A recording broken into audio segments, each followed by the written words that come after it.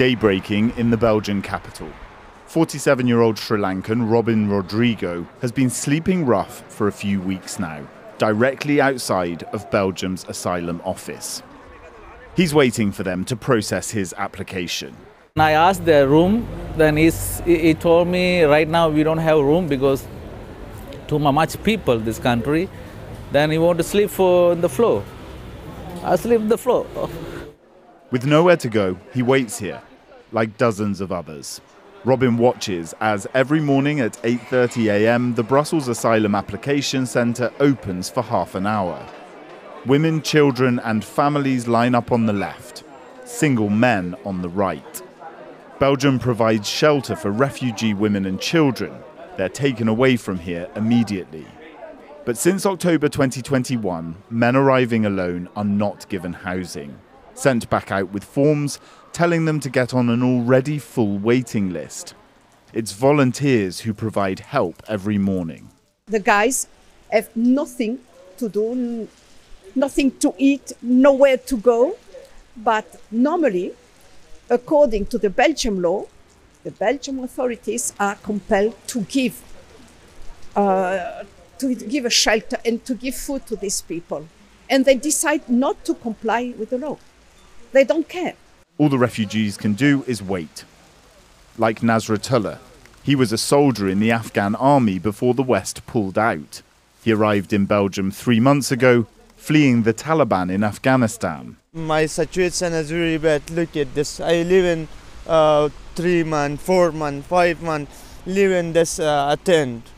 The weather is rainy. Our situation is very bad. After the asylum office closes at 9 a.m, people disperse for the day. For Robin, his strong Catholic faith brings him to Brussels Cathedral. He prays to find a way through this.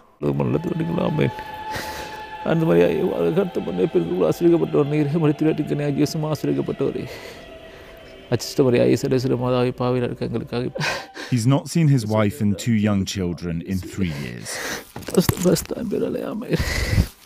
Robin says he had his possessions stolen and that he no longer owns a passport.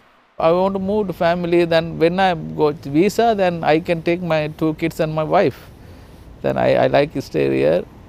I like to help people, but I don't have money. But he still owns certificates he's received from jobs as a qualified heavy-duty construction welder. He worked in Iraq in 2005 and 2010, in Qatar, and 1.5 years in Romania. According to the refugee charity Vluchtelingenwerk, the average time it takes for an asylum request to be processed in Belgium is 440 days. Under EU law, people have the right to shelter during that wait, and Vluchtelingenwerk sees this as a European problem. You see an overall race to the bottom in the whole of the European Union when it comes to the common asylum system, where every country thus a bit worse than the neighboring country because they want to be less attractive. So in a way, it is part of an overall European policy to be the least attractive country out there. Belgium has a housing waiting list for single men, which they cut off at 2,700 names. So there are at least that many sleeping rough. Many hundreds more are unable to even get their name on the list.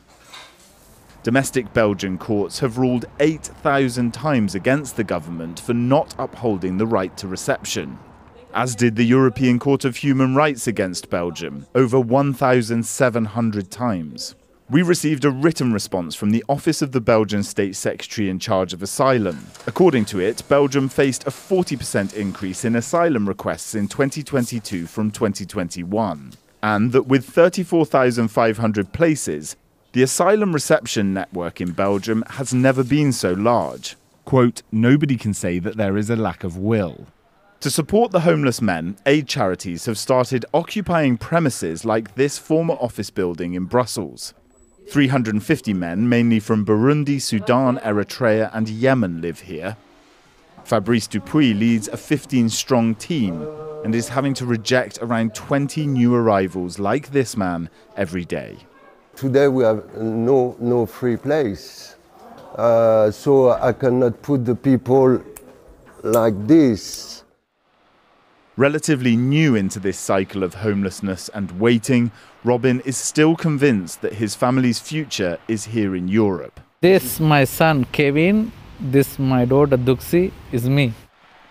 And so he keeps waiting, with more and more men sleeping in the passages outside Belgium's asylum office every day.